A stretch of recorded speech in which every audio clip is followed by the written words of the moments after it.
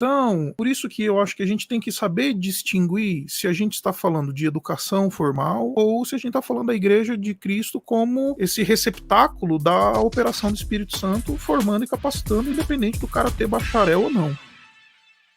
E aí, pessoal, tudo bem? Aqui é o pastor Marcos Botelho. Eu separei, e você vai assistir agora, os melhores momentos de várias lives que eu faço semanalmente sobre interpretação bíblica.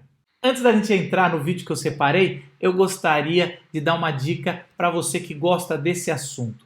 Eu fiz uma sala de Telegram onde diariamente eu posto áudios e vídeos para quem está interessado em estudar a Bíblia e entender os princípios hermenêuticos. É de graça, é só você baixar o aplicativo, que é como se fosse um WhatsApp. E por que eu criei esse grupo de Telegram gratuito? Primeiro, porque fica mais fácil para mim mandar esse material para você. Segundo, porque não vai ter algoritmos. O que eu mando, a gente vai poder conversar diretamente. E terceiro, porque eu acredito que os princípios hermenêuticos de interpretação bíblica devem ser ensinados para todos e não apenas para pastores. Então a gente se vê na sala de Telegram, que você encontra o link aqui embaixo.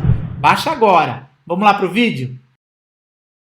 Eu quero começar com essa pergunta: por onde as pessoas deveriam começar? Quais dicas você traria para essa pessoa que está chegando nesse universo de teologia, que tem tantas faculdades, tantos seminários e tanta gente agora, depois da pandemia principalmente, com cursos livres? Como ele deveria começar? A primeira coisa que eu colocaria no papel é o seguinte: o que eu faço hoje e o que eu me vejo fazendo no futuro exige uma educação formal ou não. Então, quando você fala assim, hoje eu sou líder de louvor, mas eu quero ser um pastor na área de música e tal, cara, eu acho que você precisa de uma educação formal. Hoje eu sou líder de jovens, mas no futuro eu quero ser um plantador de igrejas, cara, eu acho que você precisa de uma educação formal. Cara, eu sou hoje uma pessoa que já fez alguns treinamentos e eu quero ser um missionário transcultural. Eu tenho certeza que você precisa de educação e treinamento formal específico na área de missões. Agora, existem coisas que você não precisa de um treinamento formal e para essas, a melhor maneira de começar é começar fazendo. Então, você ser missionário no teu contexto local, com o qual você já tem familiaridade, a cultura já é a tua própria cultura, isso você deveria começar hoje, e enquanto você faz, você busca aprimoramento, aperfeiçoamento. Beleza, botei isso no papel. O que eu quero fazer? Será que isso precisa de educação formal? Aí a gente vai começar a conversar a respeito de que tipo de educação formal que você precisa para desempenhar o que você vai querer fazer no futuro, certo? Então, quando a gente fala que tipo de educação formal, o que eu tô querendo dizer? Primeira coisa, você precisa de reconhecimento do MEC? É uma das coisas que você precisa colocar no papel. Eu quero dar aula em universidade. Muito provavelmente você vai precisar de um curso reconhecido pelo MEC. Você já tem um bacharel ou um curso superior em alguma outra área? Isso influencia se você precisa ou não de um curso de teologia reconhecido. Não, eu sou historiador e eu sou formado pela faculdade tal. Talvez você não precise de um curso de teologia reconhecido pelo MEC, porque o teu curso superior em história já te dá uma formação superior e talvez você não precise desse reconhecimento pelo MEC num bacharel. Com o teu curso de história, você pode fazer um curso livre de teologia e depois fazer um mestrado em teologia, se você quiser. É uma possibilidade. Então, você vai ter que montar, de acordo com o teu planejamento futuro, os passos que você vai tomar no presente. E esses passos que você vai montar no presente, você vai olhar para o futuro e vai falar quais são os pré-requisitos, as coisas que eu preciso absolutamente, que não dá para viver sem, certo? Que eu tenho que começar a fazer aqui agora. Eu quero fazer um mestrado no exterior, um doutorado no exterior. Como que tá a tua língua estrangeira? Então, o primeiro passo que você tem que fazer é isso, olhar para o futuro. Onde você quer estar, o que você quer fazer? Quais são os pré-requisitos para estar nesse lugar onde você quer estar? E a partir daí você vai montando aquilo que você quer fazer, que você precisa fazer. Algumas dessas coisas você precisa considerar com muito carinho, com ou sem reconhecimento do MEC. A educação formal em teologia. Toda posição futura no ministério que envolva ensino, o pastor envolve ensino, o plantador de igreja envolve ensino, o conferencista, o pregador itinerante, todas essas que envolvem ensino, tem excelentes ensinadores que não passaram pela educação formal? Tem, mas eles são a exceção. E você não tem por que pensar a respeito de si mesmo como a exceção à regra. Então, pense em si mesmo como a regra e busque essa educação formal, reconhecida pelo MEC ou não. Por A não quê? ser que ele se ache o Martin Lloyd Jones, né? Aí ele... Então, pois é, o Karl Barth mudou a história da teologia sem ter um doutorado. Mas ele é o Karl Barth. E ele teve uma série de problemas na vida pessoal que um doutorado não resolveria,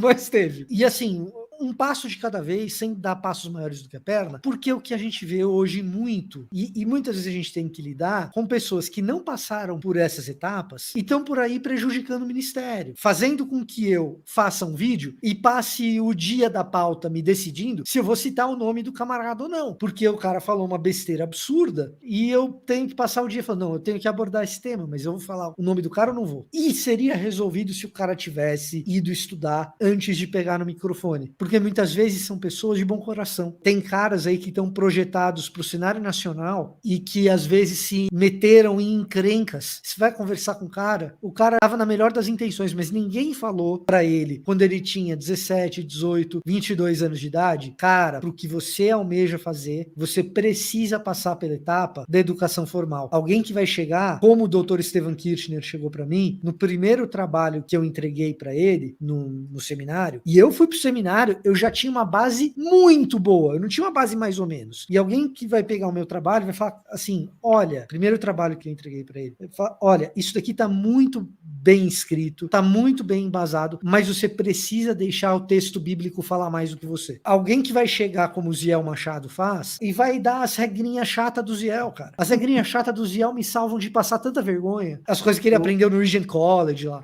Eu lembro que meu pai conta que no começo da década de 80 ele tava com o Dr. Shed e aí ele falou, Dr. Shed, eu tenho uma tese. Dr. Shed ia dar aula lá na Flandre na década de 80 e meu pai falou uma tese que ele tinha. E aí eu lembro direito, meu pai conta assim que o Dr. Shed virou, que tese legal, fechou, bem amarrada, muito boa, mas será que é bíblica? E assim, o meu pai, ele fala com muito carinho sobre essa observação, porque era isso, muitas vezes a gente acha que tá detonando e não é bíblico. Você, Isaac, a sua experiência, seu caminho, qual seria essa dica? Porque o que eu entendi do Fontana é o seguinte, não dá para dar o caminho certo, porque depende qual a trilha de cada pessoa vai fazer. Uma coisa eu concordo com o Fontana é o seguinte, se você, eu sou músico, não vou ensinar, mas se você é músico muito de projeção, você tá querendo ser, você tem que estudar teologia. Eu acho que tem uma questão de os propósitos do indivíduo, mas também eu acho que tem uma questão também de vocação envolvida. Eu lembro que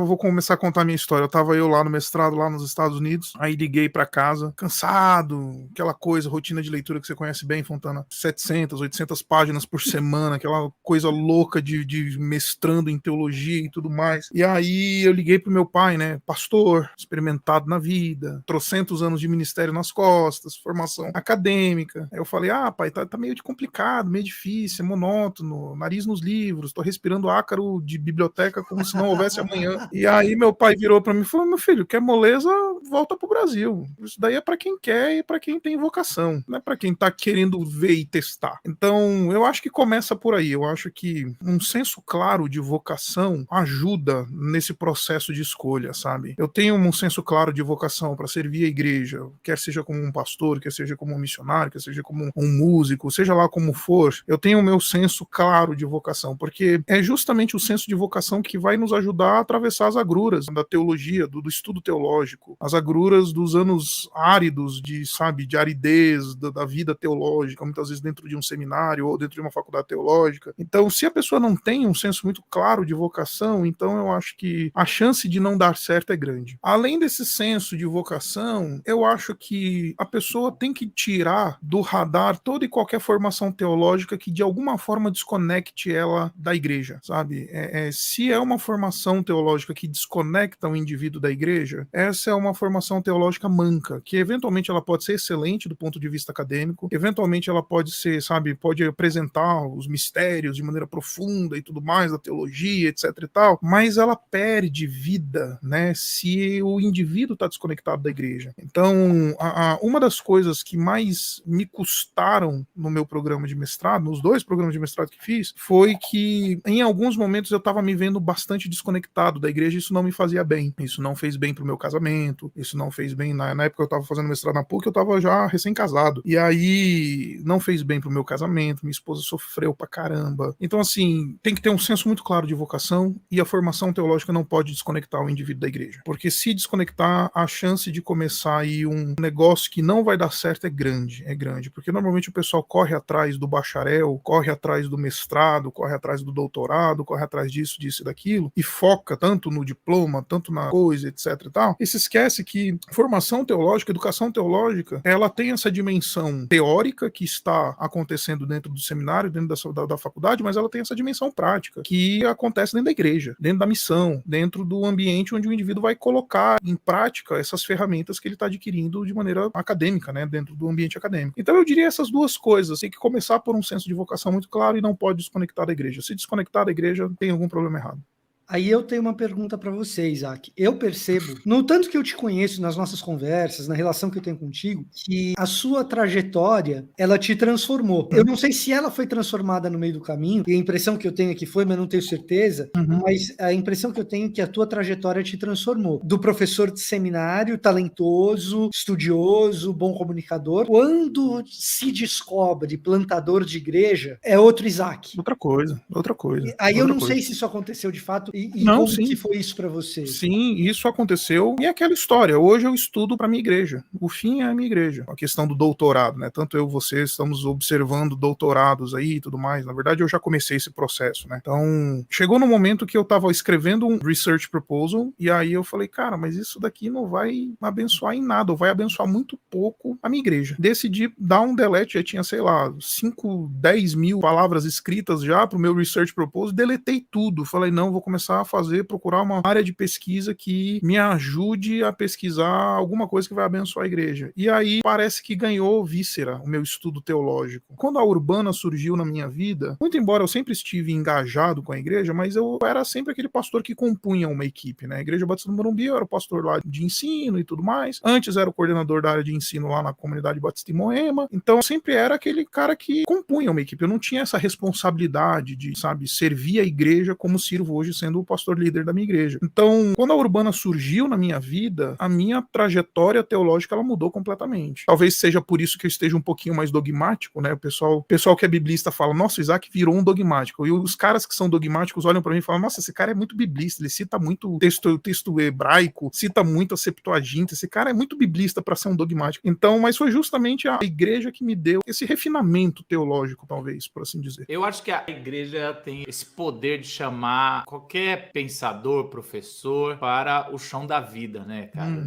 A gente vai percebendo tanto, e não quer dizer que a gente não tenha que estudar e se aprofundar em temas que não vai ser conversado no dia a dia da igreja, mas que está solidificando a gente falar as coisas básicas com firmeza. Eu acho que isso é uma diferença. Você não precisa citar o texto original para que quem tá te ouvindo fale, ele sabe do que tá falando, ele não tá falando, é um pouco diferente isso. Mas vocês, quando estavam no seminário, quantos da sua classe viraram pastor? Se você tivesse que buscar agora na memória, quantos viraram pastor de igreja local? Não precisa ser o titular. A minoria. Eu vou falar pra você assim, ó, dos brilhantes da minha geração, os caras que eram bons, tá? Os caras que eram bons, 2. 2 eram pastor. E você conhece os 2, inclusive. Aliás, vocês 2 conhecem os 2, eu acho. Acho que um deles tá comigo agora, né? Não é o Davi? Ah, tem o Davi também, vai. É que o Davi é um pouco mais, o Davi é um pouco mais pra frente. Mais pra frente? Achei que ele era da tua geração. Mas, ó, eu vou falar quem são os 2. Paulo e o Pedro Bacará. São os 2 dos caras que eram bons alunos e tal. São os 2 que viraram pastor mesmo. Tem gente que é missionário, mas também é uma característica do servo isso. O servo forma muita gente para organizações para-eclesiásticas, né? Então, isso é uma outra parada que é importante você saber. Que é assim, eu tô imaginando que eu vou fazer uma outra parada da vida. O meu lance é trabalhar com a Jocum Jocum, por exemplo. Eu quero trabalhar com a Jocum, eu quero trabalhar com a Cru. O que o Isaac falou sobre estar conectado com a igreja continua valendo, porque teólogo desconectado da igreja é uma coisa comum, e missionário desconectado da igreja também. Então, eu vou fazer um seminário porque eu quero ser missionário, esteja conectado com a igreja, porque dá pau esse negócio. Outra coisa, existem determinadas funções necessárias para a vida da igreja que exigem que o cara que tem a formação técnica não seja o pastor. E o que isso requer? Que você, quando não é o pastor, esteja conectado com a igreja. Aí o Marcos está falando, você está pensando lá na frente. Eu quero voltar para trás um pouquinho. Essa é uma decisão que você toma agora, antes de entrar no seminário. Então, eu vou dar um exemplo só. Você pega qualquer Bíblia que você esteja na mão, que não seja corrigida e fiel, e que não seja King James 1611, qualquer Bíblia brasileira para a língua portuguesa que esteja na mão, ela é produzida baseada num treco chamado texto crítico. Texto crítico é um trabalho de buscar os melhores manuscritos para que a língua original seja mais bem representada na tradução que você tem aí na tua mão. O cara que vai trabalhar produzindo esse raio desse texto crítico é um baita de um cabeçudo. Você anda nas conferências de biblista que tem esses caras, meu amigo, é gente muito estranha. Pensa você indo nessas conferências internacional de fã de desenho japonês. É pior. Se vai no congresso da SBL, que é onde tá essa turma, tá? É pior. Esse cara precisa existir, senão você não tem a tua Bíblia. Se você for virar esse cara, que é o mais estranho, o mais nerdola de todos, pra tua saúde mental, esteja com uma igreja. E essa decisão você toma agora. Porque sabe o que vai acontecer? Isso vai acontecer. Se você agora não tomar a decisão de pro resto da vida estar conectado com a igreja, você cada vez mais vai se sentir inadequado. Porque muitas vezes a igreja não vai te acompanhar, meu brother. Você vai a igreja não pergunta se a gente tá bem ou não, né? Entendeu? Então, você vai tomar essa decisão agora. Você vai começar a nutrir, a partir de agora, amizades que vão te manter enraizado nesse ambiente de igreja. Para que seja um trabalho preventivo e não um trabalho corretivo no futuro, ter que ficar te caçando para participar de projetos de amigos, tipo PAN, projeto de amigo da missão, amigo do ministério, né? Que é um trabalho bom, não tô dizendo que é ruim, mas é melhor você começar antes do que lá depois. Que você vira um pastor sem amigos, você vira um missionário sem amigos, você vira um teólogo sem amigos. Não, crie as suas amizades, nutra as suas amizades a partir de agora. Que senão depois... E o mais interessante, faça amigos que não sejam amigos teológicos, sim. da linha teológica, porque aí você vai entrar num gueto perigoso. Eu tenho muita alegria de ter amigos que não pensam teologicamente comigo e alguns que não são nem crente, mas são amigos pra valer. Então, assim, não torne mecânico o ato de fazer amizade. É uma das coisas mais humanas da vida. Não torne um ministério fazer amizade. É isso. Isaac, um músico que trabalha, tem o seu trabalho lá, sonha poder largar o seu trabalho para tocar. Aí a igreja dá uma oportunidade, ele canta bem, ele começa a ser o líder ali. E aí o que a gente pega, eu não sei, eu acho que você talvez não vive essa experiência, mas eu vejo em todo lugar isso. Aí o cara começa a falar, porque primeiro que ensinaram que o cara não vai cantar, ele vai ministrar. Aí ele se pega falando bobeira, ou ele nem se pega, mas a gente começa a olhar e fala, caramba, mano, você não tá entendendo algumas coisas básicas. Por onde esse cara começa, tipo aqueles livros, o que você precisa saber para não passar vergonha ministrando louvor, sabe? Aquele negócio assim. 3 coisas para você saber para não passar vergonha ministrando louvor.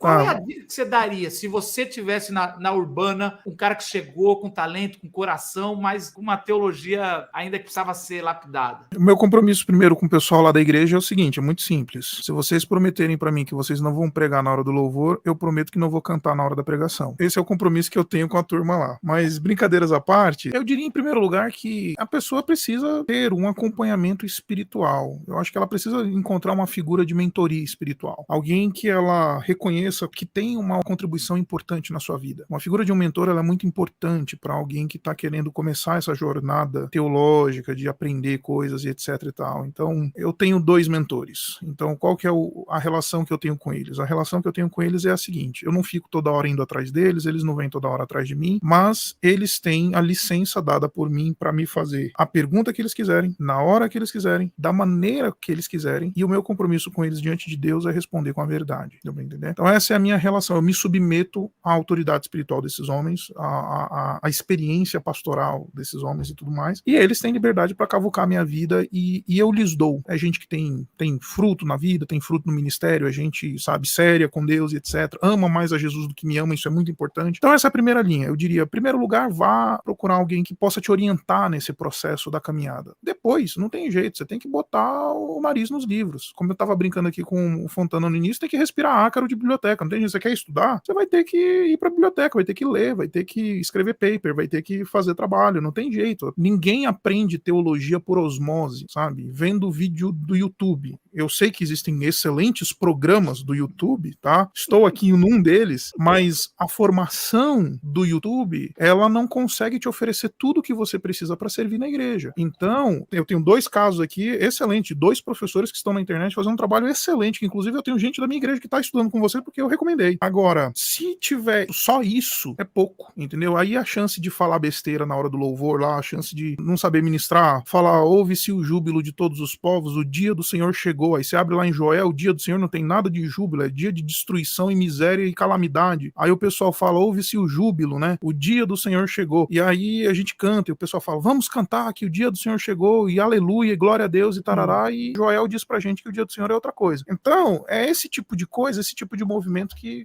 eventualmente a pessoa precisa tomar cuidado na sua jornada. Eu ia falar do primeiro ponto, que não confunda um mentor ou um discipulador com um coach de carreira. Ah, sim. Porque às vezes o cara fala, pô, eu ouço um cara que já caminhou, ele vai fazer eu chegar lá no topo, na montanha de adoração, música lá. Não é isso. Você pode até ter um negócio desse, mas a gente tá falando de gente que conhece, e a gente, quando fala teologia, é conhecer a Deus e a sua revelação. Tudo que a gente pode saber de Deus foi revelado. O que foi revelado, a gente pode saber de Deus. Então, isso é alguém que já tá caminhando na frente. Em algumas igrejas, teologia é uma palavra perigosa. Às vezes a gente ouve assim alguém falando, o menino era bom, mas foi fazer teologia, perdeu a piedade. Estragou. Estragou. E várias vezes tem razão. Às vezes estragou, é isso que eu ia falar, às vezes estragou mesmo. Tem casos. Isso. Quais os perigos da teologia, sem pensar no seminário, mas quais são os perigos de estudar teologia? Ou que tipo de teologia pode ser perigosa? Ou para que tipo de pessoa? Então, eu acho que assim, ó, primeira coisa que eu acho importante ressaltar, uma boa parte das pessoas que reclamam do povo que vai estudar teologia e deu ruim porque o cara descobriu que aquilo que aquela igreja estava falando, que aquele pastor estava falando, não estava correto. E aí, às vezes, essa descoberta faz com que esse rapaz descobridor dos 7 mares e das 7 teologias aí tome a decisão mais sábia e mais espiritual de corrigir a sua igreja em amor, e ainda assim a igreja é dura e resistente e bota o cara para fora. Acontece. Acontece muito também do descobridor dos 7 mares voltar para sua igreja e não ter sabedoria nenhuma. Ele sabe que a igreja tá errada, sabe que tem problema, mas foi para a escola de teologia e aprendeu um monte de conceitos, mas não aprendeu como ser um cristão misericordioso, piedoso, paciente, que tem fruto do Espírito, que vai lidar com os problemas da sua igreja local como enviado do Senhor carinhoso. Às vezes a igreja tá mandando a sua primeira geração de pessoas educadas. Não porque não queria, mas porque não tinha condição. E agora você, que é essa primeira geração, é um ingrato, é um imaturo, que não olha para os seus pais, que não olha para os seus avós, que não olha para a sua igreja, que ralou para você poder estar lá com a devida misericórdia que tem que olhar. E com um amor profundo de quem é grato. Então, você tá lá na tua igreja de periferia, honra a tua igreja de periferia. Honra os teus pais. Ah, mas é que eu tô numa igreja que só tem as irmãs do coque. As irmãs do coque que te enviaram, rapaz. Então,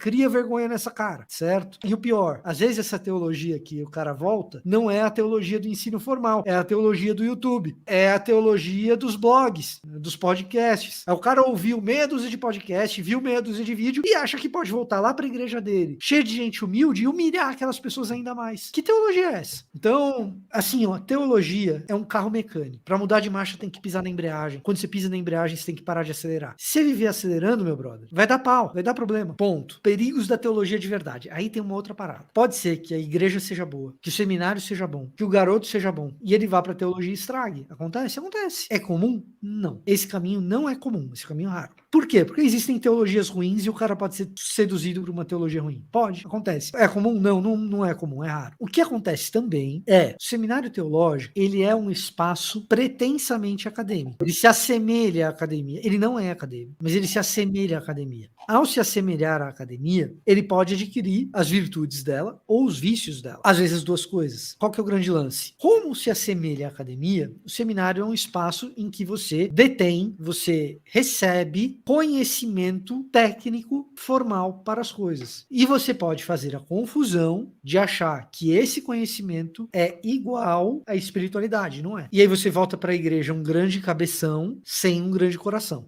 E aí, como que você se livra disso? Como que você evita esse caminho? Você vai fazer igual Isaac. Você vai ter mentores que vão te dizer o que eles têm que dizer, independentemente dos seus sentimentos. Que vão ter a liberdade para te corrigir, independentemente do que está acontecendo. E, principalmente, na hora de escolher esse tipo de mentor tem que ser o cara que te diz a coisa chata. Então, eu vou pegar alguns caras que ele não tem que ser esse cara o teu mentor, mas eu vou pegar alguns caras que não são os caras reconhecidos por aí como os bambambans da pregação, como os bambambans da teologia, mas são os bambambans do que pode ser guia nesse tipo de aventura, de jornada. O que esses caras todos têm em comum? Eles falam coisa que a gente não gosta de ouvir. E aí o Botelho e o Sixu conhecem esses caras e eles vão concordar com o que eu tô falando. Ziel Machado é um cara que fala coisa que você não gosta de ouvir. É muito bom para esse tipo de trabalho. Ricardo Barbosa fala um monte de coisa que você não quer ouvir. Frase que eu nunca vou esquecer do Ricardo Barbosa. Você quer ir pro Ministério Pastoral? Ministério Pastoral é um ministério sombrio. Aí você fala, caraca, sombrio? Não deveria ser aquele ministério que traz luz e tudo mais? Pois é, você vai estar no escuro muitas vezes. Você tem que lidar com gente doente, lidar com a morte, lidar com um casamento quebrado. Essa tarde uma pessoa estava me falando sobre a família brasileira e os ataques à família brasileira. Cara, pastor tem que aconselhar famílias brasileiras. As famílias brasileiras, elas já se destroem sozinhas, não precisa ninguém ficar atacando muito, não. É a parte sombria do ministério pastoral. E quem tá no ministério pastoral sabe dessas coisas, né?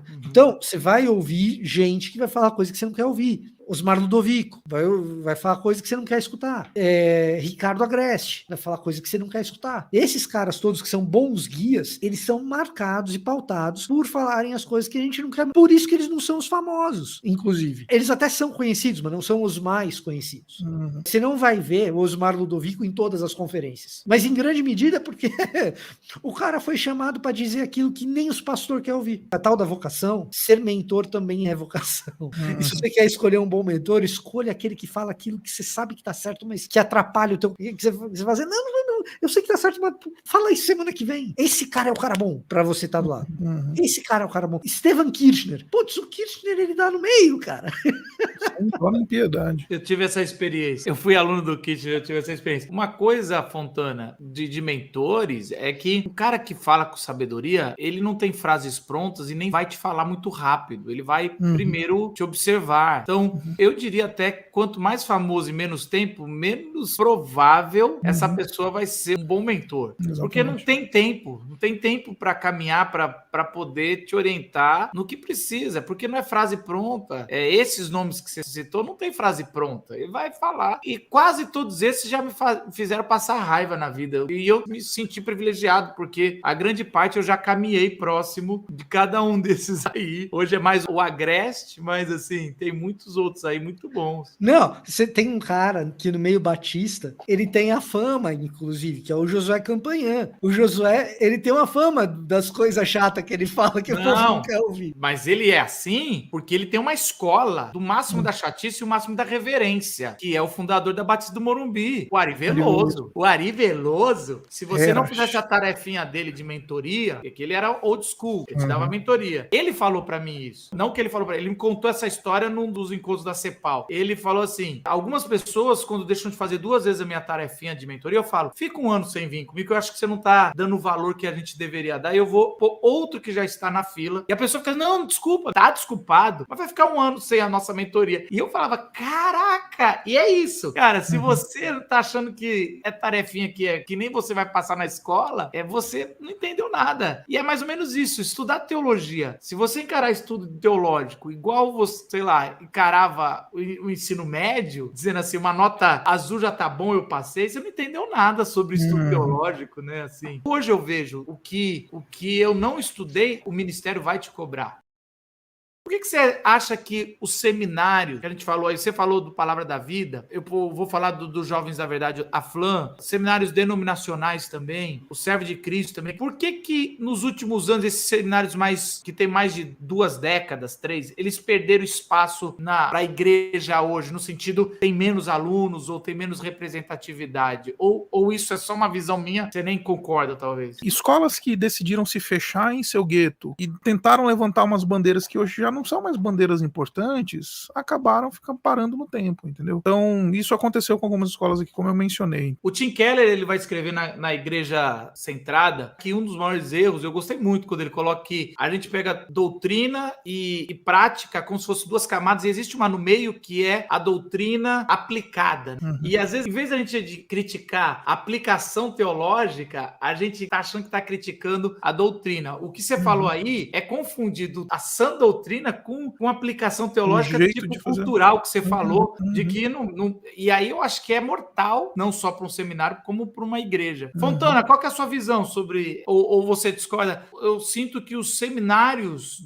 que são de 80 para trás perderam espaço nos dias de hoje. Os evangélicos subiram nesse gráfico Brasil e esses seminários que a gente considera mais sólidos, mesmo às vezes discordando com críticas, eles caíram. Eu acho que, assim, é uma multidão, é um processo tão multifatorial, mas, assim, primeiro, o seminário denominacional, ele tem um certo conforto de saber que ele sempre terá a demanda da própria denominação. Quando que isso começou a mudar? Quando vários interdenominacionais começaram a crescer e começaram a oferecer experiências que no seminário denominacional não existia e que, por redes de relacionamento, principalmente, pastores de denominações protestantes históricas começaram a mandar os seus aspirantes ao ministério, os seus vocacionados para esse tipo de seminário interdenominacional. Alguns dos denominacionais correram atrás, melhoraram o seu jogo. Então, o Isaac mencionou a Teológica de São Paulo. A Teológica de São Paulo, nos últimos anos, ela passou por uma reformulação notória, visível. Eu não sei dizer como era antes e como é agora. Não fui aluno lá, não fui professor lá, mas para quem olha de fora, percebe que houve o quê? Uma reformulação. E é clara. E quando você olha para o corpo docente da Teológica de São Paulo, você fala, não, eu mandaria meu aluno para lá. Eu sou um pastor. Vamos dizer que eu sou um pastor batista. E eu vou pensar se eu vou mandar o meu aluno para uma faculdade interdenominacional, que eu não sei o que ele vai ver lá direito. E tem a minha batista aqui, teológica, e eu tô vendo aquele corpo docente, eu falo, não, eu mando. O Saião tá lá, o Lourenço Estéreo Rega tá lá, eu mando pra lá. Então, eu acho que tem esse lance de que os seminários denominacionais melhoraram o jogo deles. Mas, por outro lado, alguns puxaram a tomada, né? Alguns seminários que não melhoraram, eles falaram, olha, eles são melhores que a gente, mas então a gente vai proibir o nosso candidato.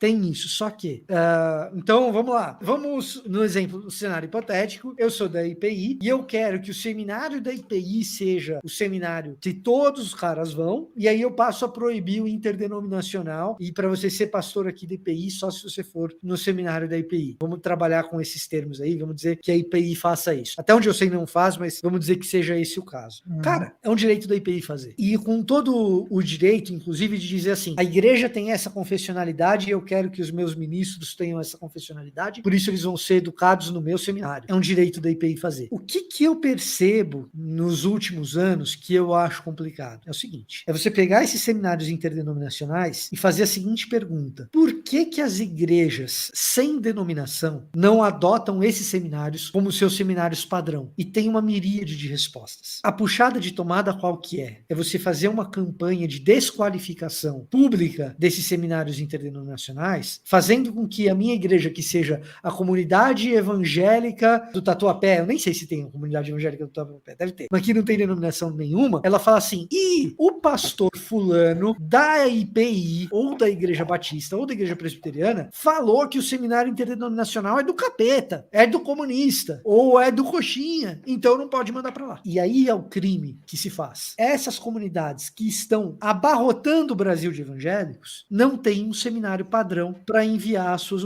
Então, o que assim, ó, vamos dizer que eu pegar Igreja Reforma e Carisma, é uma igreja que existe, os caras que são reformados e carismáticos e já estão criando aí várias igrejas, ou do Daniel Coelho, a Doca 12. Cara, se eu sou pastor de uma denominação recente como essa, de uma comunidade evangélica não denominacional, eu deveria ter, por exemplo, no Servo de Cristo onde eu fiz, total confiança confiança de mandar o meu seminarista para lá. Mas aí você vê rede de WhatsApp fazendo fake news do Servo de Cristo, fake news racista, xenófobo, fazendo a caveira do Servo de Cristo, porque o Servo de Cristo é um seminário originalmente chinês, então o aluno que for para lá vai receber propaganda comunista. Cara, teve isso. Então você olha assim, você fala, ó, a gente tá numa situação complicada. Quando nós temos algumas instituições interdenominacionais, faculdades, seminários, que são de excelente qualidade, não são bons, são excelentes. Só que essa excelência tem que lutar contra duas questões. Primeiro, você não tem uma reserva de mercado. Você não tem um aluno garantido porque você não tem uma denominação. Segundo, você vai ter que lutar contra propaganda conspiratória que existe por aí. Infelizmente existe. É uma pena, é lamentável, mas infelizmente existe. E mais, eu sou presbiteriano do Brasil. E eu acredito que todo aspirante ao ministério tem que ir para o seminário do IPB. É um direito meu pensar isso. É um jeito meu pensar isso. Agora, eu tenho ali um presbítero que não vai ser pastor, mas que ele está desejando conhecimento teológico maior. Por que não mandar o cara para o servo de Cristo? O que o servo de Cristo faz ou diz que não dá para confiar nessa instituição? Ou a FLAM, ou o Betel brasileiro. E por aí vai. O que esses caras estão dizendo que é assim tão anti-evangélico? Não tem nada que esses caras estão dizendo que... Posso discordar um pouco, Fontana? Pode. Porque eu acho o seguinte, eu entendo, é óbvio que uma denominação, ela quer que o seu pastor tenha acesso ao conteúdo teológico da interpretação daquela denominação. E aí você pode criar regras como nós só vamos patrocinar, sustentar seminaristas que foram mandadas pelo nosso concílio, pelo pastor da igreja batista ou IPI, qual que seja. Isso eu acho normal, como você falou. Você não aceitar a formação de um seminário que não seja esse para ser um ministro, eu já começo a ter problemas, considerando que ele não vai ser nem sabatinado ou nem vai poder ter uma, a gente fala que é aquela reciclagem. Aí eu já começo a ter um problema, porque esse é o princípio da seita, quando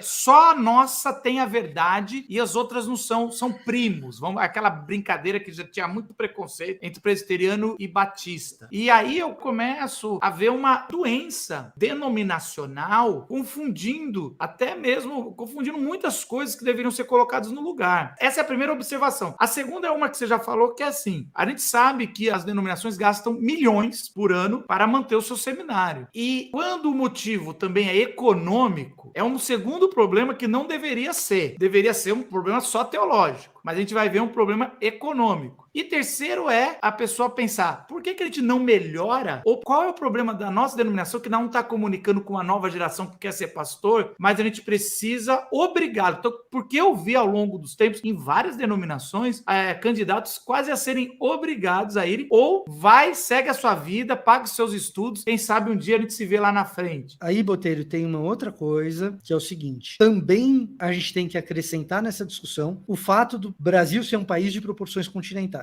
Isso é outra coisa importante para você que está assistindo. Você está no interior da Bahia, você está no interior de São Paulo, distante de qualquer seminário denominacional, você está, de repente, no interior de Goiás, e aí a denominação vai te mandar para a capital, para fazer o seminário. E é um excelente investimento. A pergunta Mas não é possível para grande parte das igrejas. Esse é o ponto. Então, às vezes a gente tem que ter uma percepção de qual que é a realidade que a gente enfrenta. Então, às vezes o preconceito é com o interdenominacional, mas também tem o preconceito com o digital, com o ensino à distância, que poderia ser muito útil para o cara que está distante de um grande centro. Isaac, o que você acha? Acho que eu vou escandalizar aqui. Cara, eu não tô nem aí para isso. Por que não? Porque eu acho que a educação teológica ela é importante. Ela é muito importante. Mas se eu tô lendo o texto de 1 Coríntios, no capítulo 1, direito, em que o apóstolo fala para a igreja que vocês foram enriquecidos em tudo e em todas as coisas, de tal maneira que não lhes falta nenhum dom. Deu para entender? Eu acredito que até a igreja lá do sul da Bahia já tem os dons, entendeu? Já tem aquilo que precisa para se desenvolver, que é garantido pelo Espírito Santo. Não precisa de escola teológica nesse sentido. Deu para entender?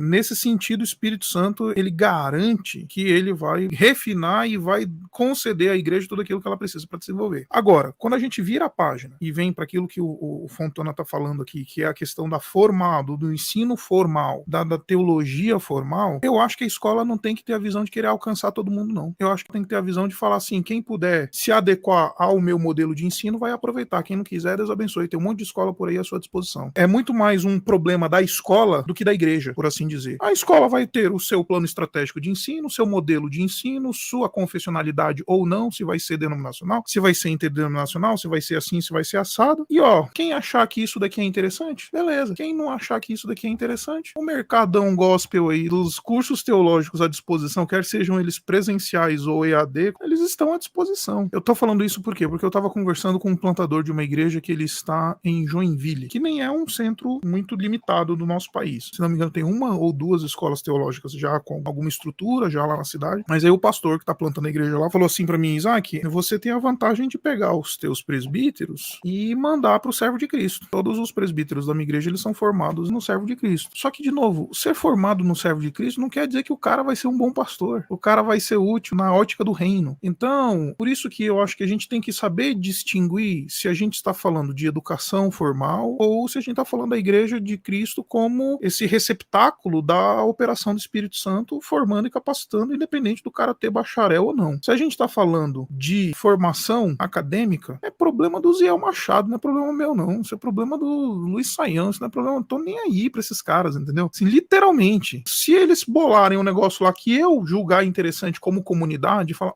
lá na teológica tem um programa interessante, aí eu vou atrás dos caras. Então, eu acho que tá muito mais do lado de cada escola do que do lado de lá da igreja, entendeu? Se você tem excelência, se você Mas eu tem... acho, ô Isaac, desculpa, que isso tem a ver com a sua visão batista, que é uma liberdade que as pessoas não vão te tirar. E talvez é uma discussão mais gueto que eu e Fontana entramos por causa de denominação. Sim, Porque eu ninguém entendo. vai falar para você o seguinte: você não pode mandar para esse seminário, eu não vou deixar o cara ser o seu Ordenado. auxiliar. Não, eu entendo isso tudo que vocês falaram, de verdade, eu entendo, e eu acho que vocês têm essa preocupação, especialmente alguém que está numa denominação que ela tem uma estrutura, como, por exemplo, a IPB, que tem tudo. O pastor presbiteriano, ele tem tudo, os filhos têm escola, não sei o quê, é tudo, tá lá.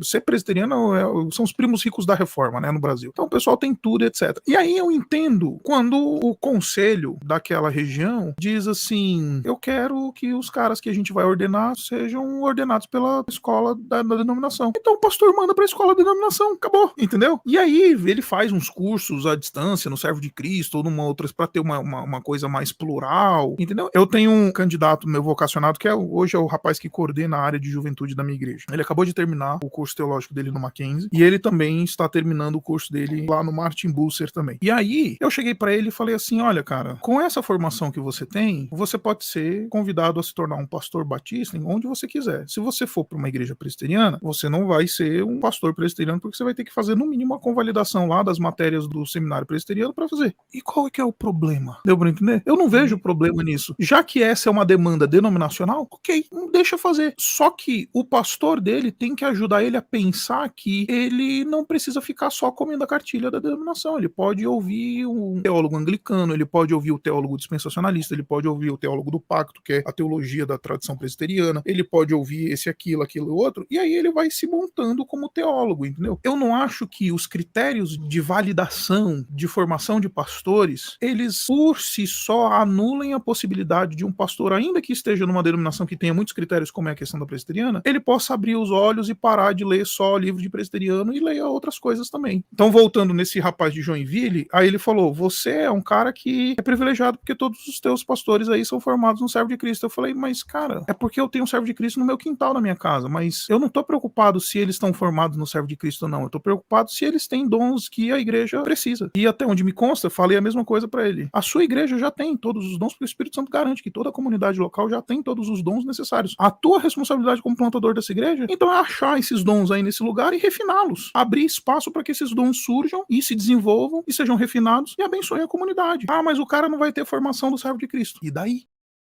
Por que nós somos pessoas denominacionais que seguiram na caminhada das suas denominações? Eu sou presbiteriano. A gente tá falando assim, o seminário presbiteriano lá em Campinas, por exemplo, eu considero muito bom. Tem a IPI, a metodista, a luterana. A gente só tá discutindo um pouco sobre a liberdade e os seminários, essa livre concorrência. Olha só, quem diria que sou eu que tô falando isso? Se é que tem que ter concorrência. Mas a pergunta que eu queria fazer é, qual é a vantagem vantagem e desvantagem, agora sem ser na política eclesiástica, dos seminários interdenominacionais. Porque todos nós fizemos seminário interdenominacionais, ou seja, não atende apenas uma denominação. E aí a minha pergunta é essa. E aí cada um sugere um seminário interdenominacional. É lógico, se é denominacional, se você quer ir para a sua denominação, já está indicado. Vá na sua. Você não sendo da Universal do Reino de Deus e outras assim, Neo, a gente indica para você ir na sua. Mas assim, se você tá assim, eu queria entender a cabeça desses caras. Eu gosto e para mim, Marcos Botelho, considero que foi uma vantagem na minha vida ter feito um internacional. Eu quero indicar a FLAM. Eu acredito que o seminário internacional foi fundamental na minha formação. Eu sou filho de missionários, mas sou filho de pastor presbiteriano. E meu avô é presbítero presbiteriano, fundador de igreja. Então assim, a minha mente poderia ir só na denominação, mas quando eu sentei na FLAM, de um lado de um assembleiano, de um lado de um batista, e tinha Elias Binja, que era um africano, que eu nem sei qual que era a denominação dele lá na África. E o bicho pegava, principalmente o primeiro anista que acha que entende alguma coisa, porque a gente, negócio de predestinação, estrutura de igreja, todas essas coisas assim, foi muito rico os debates, e você ter que ouvir com respeito, e não zoar, e você ouvir da boca de quem entende, porque quando você está num seminário denominacional, você está ouvindo uma teologia excelente, que é a sua denominação, só que quando o professor vai falar do outro jeito de pensar, ele está falando a partir de dentro do que ele fala, não é uma defesa tão clara do outro jeito. Só que quando você ouve de professores que eu tive, batistas, presbiterianos, luteranos, da Assembleia de Deus, aí a gente vê que, caramba, tem muita razão no que ele está falando. Então, esse desequilíbrio da sua certeza teológica me trouxe, na minha experiência do seminário interdenominacional, de certa forma, uma humildade de afirmar algumas coisas que eu acho que falta, às vezes, muito nas redes sociais, porque as redes sociais tirou o cara que é da bolha de uma só denominação e colocou no confronto, só que não colocou num diálogo saudável, como é uma sala de aula. Então, era muito, muito bacana. Para mim, eu acho que essa é uma das maiores vantagens. Existe desvantagem, porque você acaba não tendo aquela linha, você não se aprofunda tanto na teologia que você acredita que é a mais correta. Porque quando você está indo para uma coisa, quando você vai ler os livros de referência, sabe, do professor, aí o outro já cita outras fontes. Mas mesmo assim, apesar desse lado, que eu acho que é uma falha inevitável de um seminário interdenominacional, para mim foi muito bom. E eu queria indicar a FLAM, e eu assumi lá, junto com a diretoria, o Ministério e Teologia, que é para quem está começando, quem está na igreja, no ministério e quer se aprimorar. É reconhecido pelo MEC, cara, para mim foi muito legal ter a formação do MEC. Eu saí e minha pós também. Tem a ver com a teologia da FLAM, que acredita que a gente precisa ser prático e ser integral no país que a gente está. Então, se era essa, a gente correu atrás e foi. É um ano de pós-graduação se você já tem uma formação. Se você não tem, fica aí também uma dica do bacharel, que é totalmente online, e eu acredito que vai abençoar a sua vida, porque foi onde eu formei, é onde eu fiz minha pós. E uma vez o Fontana falou, eu só não fiz FLAM porque era longe demais, não tinha a distância. Fontana, você, sua dica e por que, se alguém for escolher um seminário internacional, o que você acha de prós e contras? Eu sou um presbiteriano que foi fazer seminário interdenominacional porque eu sou uma pessoa interdenominacional. A minha vida é interdenominacional. A minha família inteira é batista. Eu fui para presbiteriana por um motivo teológico e extremamente espiritual. Era perto de casa. Eu consegui ir a pé. Depois eu pensei que tinha sido rabo de saia. Não foi, cara. Não foi. Eu tenho certeza que ele conheceu a esposa dele na igreja batista. Vai, fala aí. Não, a Bruna, ela também era batista. Aí, ó. E também foi parar numa presbiteriana que não era minha, pelo mesmo motivo, porque era mais perto de casa. Mas, falando um pouco mais sério, meu ministério com o Bibotalk é interdenominacional. O meu envolvimento com o movimento de Lausanne é interdenominacional. A minha paixão missionária transcultural precisa ser interdenominacional. O trabalho acadêmico, tanto na área bíblica quanto na área dogmática, mas o trabalho acadêmico na teologia, ele é interdenominacional por definição. Mesmo que você seja um professor de seminário denominacional, se você continua trabalhando na academia, você vai escrever artigos, você vai submeter para revisão de pares que não são necessariamente da sua denominação. Então, a minha vida, ela é interdenominacional. Então, fazia todo sentido do mundo que eu fosse para um seminário interdenominacional. O que eu vejo como vantajoso disso? Primeiro lugar, as minhas convicções confessionais serem lapidadas lapidadas, e aí é uma marca de um bom seminário interdenominacional, como é o Servo de Cristo, como é a FLAM, como é a Trinity, onde eu fui fazer mestrado. São as minhas convicções confessionais serem lapidadas por pessoas de outras tradições, inclusive professores de outras tradições. Não sei se você teve aula, Isaac, ou se você só o conheceu no ambiente de estudo, mas com o Michael Zwiegel, ele foi seu professor de fato. Tive aula com ele, sim, foi meu Você professor. o Michael é um cara que faz isso com excelência. Você, presbiteriano, amilenista, como eu sou, o Michael vai lapidar o teu amilenismo como? Desafiando o teu amilenismo do ponto de vista teológico, exegético e da história da teologia, no desenvolvimento histórico da história da teologia. Você é um dispensacionalista radical, ele vai fazer a mesma coisa com você. E aí você vai ter a tua confessionalidade lapidada. E a lapidação só vem com questionamento. Não existe lapidação na concordância eterna. Então, essa é uma vantagem. Desvantagem, na minha opinião, grande. O seminário denominacional, se você está numa denominação, ele vai te dar uma coisa que toda escola, de teologia ou não, deveria dar, que o seminário interdenominacional não dá tanto ou tão bem, que é network. Ah, isso é coisa de profissional tal. Cara, isso é importantíssimo. Você conhecer os outros pastores da sua denominação vai te ajudar muito, cara. Como formação de caráter e ministerialmente também. Esse intercâmbio com outros pastores da sua denominação é importante. E se você estiver no seminário interdenominacional, você vai ter que fazer o esforço ativo de elaborar essa rede de contatos. Igreja... A hora que você precisa de emprego, você conversa com a turma de escola, da classe que você fez. Também, mas não é só isso. Igreja, na definição do Calbart, que é uma definição que eu considero bastante feliz, a igreja é a comunidade viva do Senhor Jesus Cristo vivo. Então, é uma comunidade viva. Você é pastor, você vai ter uma comunidade viva ali que você vai liderar, que você vai pastorear. Mas os outros pastores também fazem parte desse organismo debaixo da liderança viva e vivificante de Cristo Jesus. E esse organismo ele é vivo na medida em que existe comunicação entre os membros. Por isso que é uma comunidade. No seminário denominacional, você vai aprender as diferenças, os valores das pessoas da tua própria tradição e você vai entender como essa tradição funciona muito melhor. Você vai deixar de dar com a cara na parede, porque você está entendendo como aquela tradição funciona. Mesmo que essa tradição seja como a tradição batista, que existe muita liberdade, uma ênfase muito grande na liberdade individual de consciência. Agora, você entende como essa liberdade individual de consciência funciona muito melhor quando você está em contato com outros batistas. Então, você precisa, e se você estiver num seminário que não é da sua denominação, você vai ter que dar os seus pulos para fazer isso, para você entender como funciona a tua tradição, para você entender aquele senhorzinho antigo de denominação que você vai pastorear, que vai questionar o que você está fazendo, e que vai dizer para você, cara, você está destruindo tudo que a gente construiu. E você veio lá do seminário interdenominacional, você fala, isso daí é um tradicionalista. Muitas vezes não é. Você vai entender qual que é do cara. Às vezes é, mas muitas vezes não é. Então você vai entender qual que é do cara. Por que aquela tradição é importante? Então, você vai ter que dar os seus pulos para cobrir essa lacuna. Eu indico alguns, eu indico o Servo, eu indico o Jonathan Edwards, onde eu dou aula, que pelo nome algumas pessoas pensam que é reformado ou ele é de confissão reformada, mas não é presbiteriano. Jonathan Edwards é interdenominacional também. Eu sou professor de pós lá, eu não dou aula na graduação. A pós-graduação em Teologia do Novo Testamento, onde eu dou aula, é reconhecida pelo MEC. O servo não, né? O servo de Cristo...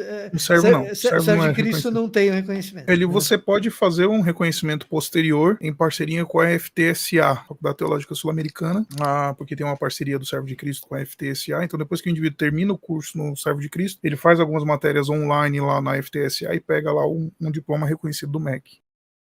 Bom, eu acho que tudo que vocês falaram coopera bastante para minha fala, né? De fato, o seminário intergeracional ele é mais dialogal, você, enfim, descobre que o seu gueto não é a palavra final sobre teologia, etc e tal. Eu acho que essa talvez seja a maior das vantagens de você ter contato com gente que é para além do teu gueto denominacional. Agora, eu acho que o ponto fraco de seminários interdenominacionais é que a relação institucional entre a escola e as igrejas que enviam os alunos, ele é um relacionamento curto. Normalmente, os seminários interdenominacionais, eles não têm um relacionamento muito vibrante com as igrejas que estão enviando os seus membros e, enfim, os seus alunos. Então, eu acho que isso é uma coisa que eu tenho visto algumas escolas tentando encurtar essa distância. O Servo de Cristo é uma escola que tem tentado fazer isso. A outra escola onde eu leciono é o Seminário do Betel Brasileiro, também tenta fazer isso, mas ainda assim, uma escola denominacional tem um relacionamento relacionamento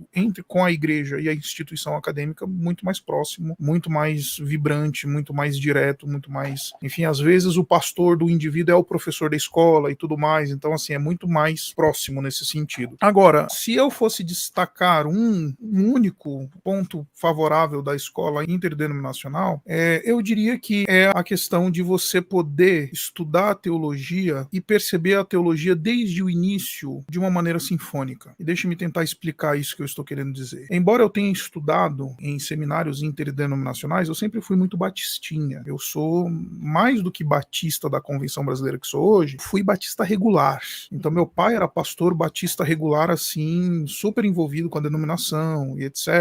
E isso me deu a vantagem de chegar no seminário, como foi o Fontana, com bastante arcabouço teológico. Eu sabia explicar a tradição batista, eu sabia entender o que era ser batista, etc e tal. Cheguei no seminário, já era calvinista, porque calvinismo a gente discutia na mesa da sala de jantar em casa, a gente não fui descobrir no seminário o que era isso ou aquilo. Então, assim, eu já cheguei no seminário, como o Fontana descreveu, com bastante bagagem já. Só que foi um parto para mim, nesse sentido de desintoxicar. A escola interdenominacional me desintoxicou do meu gueto teológico, mas isso me custou muito, entendeu? Então, se eu não tivesse bagagem nenhuma, já tivesse desde o início estudado numa escola interdenominacional, percebendo essa dimensão sinfônica da teologia, percebendo essa dimensão plural, dialogal da teologia, eu teria machucado menos pessoas na minha jornada. Eu teria sido, sabe, menos cretino com um monte de gente que fui cretino, sabe? Então, o lado bom de ter crescido dentro de uma denominação, filho de pastor, saber bem, ter sido presidente de Juventude Batista, ter feito, sabe, tudo aquilo que a denominação diz que o protocolo você tem que seguir. Quando eu cheguei na escola interdenominacional, esse meu parto de sair da minha, ele doeu um pouquinho mais. Então acho que esse ambiente dialogal, sinfônico que a escola oferece, interdenominacional oferece, ele é ímpar. Eu acho muito legal, por exemplo, no Servo de Cristo, chegar lá, ensinar, e numa aula eu discordar de um professor que é um amigo querido que eu tenho no coração, que é o professor Bernardo Show. Quer dizer, tem que ter muita coragem, tem que ser muito arrogante pra mim discordar do Bernardo, né?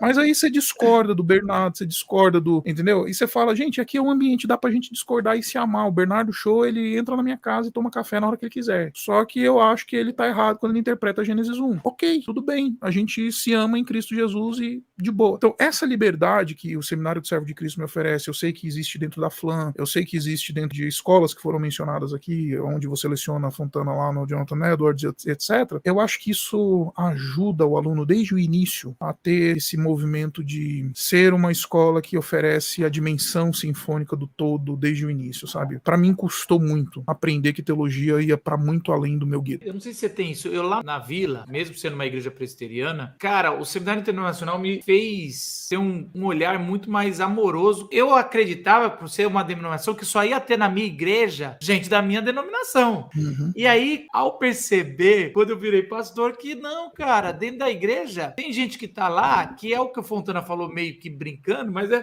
tô aqui porque é perto da minha casa. Eu tô aqui porque eu nem acho legal, mas tem uma educação infantil que eu gostei, eu quero pro meu filho. O que eu mais ouço é assim, eu nem preciso de igreja, mas meu filho eu quero que aprenda o que eu aprendi. Ou, sei lá, gente que não tem o básico de ser um cristão, mas tá lá, ainda não é batizado, mas tá lá e se acha que tá dentro. E é interessante, eu percebi, caramba, cara, essa pluralidade que eu encontrei no Seminário Interdenominacional é a pluralidade de uma igreja local. Eu não sei se é mais, provavelmente deve ser mais por ser São Paulo, Também. mas pelo menos foi a minha experiência que eu tive. Eu não sei você, com a urbana. Eu acho que sim, Marcos. Você só tem batista lá dentro mesmo? Não, vixe, a gente recebe gente de tudo quanto é denominação. Até tá chegando até uns negocinhos, umas igrejas biruta, assim, que você olha e você fala, mano, o que esse cara tá fazendo aqui, assim, desse nível, entendeu? Então, eu concordo com você, eu acho que sim. Eu acho que a única diferença, pra não dizer que eu seja tão abertão assim, o pessoal fala, Isaac é tão, como diz o Chesterton, né, tão cabeça aberta que o cérebro caiu pra fora. Não, não é isso não. Eu digo pros caras, eu falo, olha, aqui a gente aceita todo mundo, só que a igreja tem uma linha. A gente é batista, a gente os pastores são calvinistas e tudo mais, e Deus te abençoe. Não, o pessoal não tava batizando os seus filhos, alguns, né, lá na vila.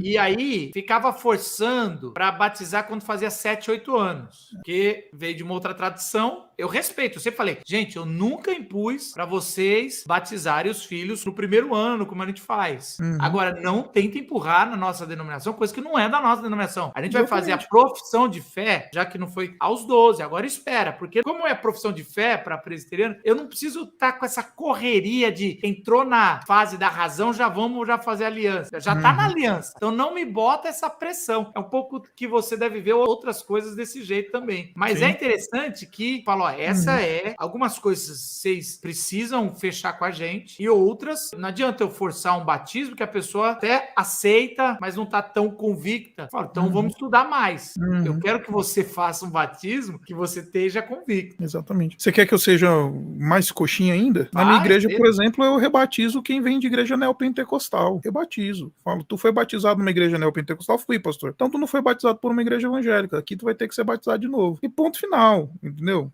Gostou, não gostou? Gostou? Amém. Chega junto. Não gostou? Olha o mercadão gospel aí de igreja por aí. Fica à vontade. Então a mesma coisa que se aplica, que eu falei sobre escolas teológicas, eu falo de igreja. Olha o mercadão gospel aí. Fica à vontade. A gente não acredita que a gente tenha as chaves do céu e os únicos que têm a chave do céu. Então a porta do céu não é fechada por Isaac Sixu, nem aberta por Isaac Sixu. Então se você quiser fazer parte da Urbana, legal. Se não quiser, Deus te abençoe. O mercadão gospel está à tua disposição. Aqui em Santo André tem uma igreja para cada 17 mil habitantes em Santo André. Igreja evangélica. Para cada 17 mil habitantes. Entendeu? Essa é a estatística aqui do Santo André, na verdade, o ABC Paulista. Fica à vontade aí. Igreja é o que não falta. Você tem o chamado de Deus para servir numa igreja? Esse é o ano que você deve começar a estudar teologia. Oi, tudo bem? Meu nome é Marcos Botelho, sou pastor na cidade de São Paulo e também sou professor na Faculdade de Teologia FLAM e eu queria apresentá-la para você. Esse ano, o curso Bacharel em Teologia, reconhecido pelo MEC e que eu cursei e recomendo, está em EAD. Você vai poder cursar em sua casa. Uma faculdade com mais de 45 anos de existência, onde você vai aprender tudo sobre a Bíblia, exegese, se aprofundar nos textos bíblicos, mas de forma prática e missional, aonde você vai poder servir a igreja com excelência. Dê o seu primeiro passo de fé e começa esse ano o seu estudo teológico. Clica aqui no link e a gente se vê lá na sala de aula.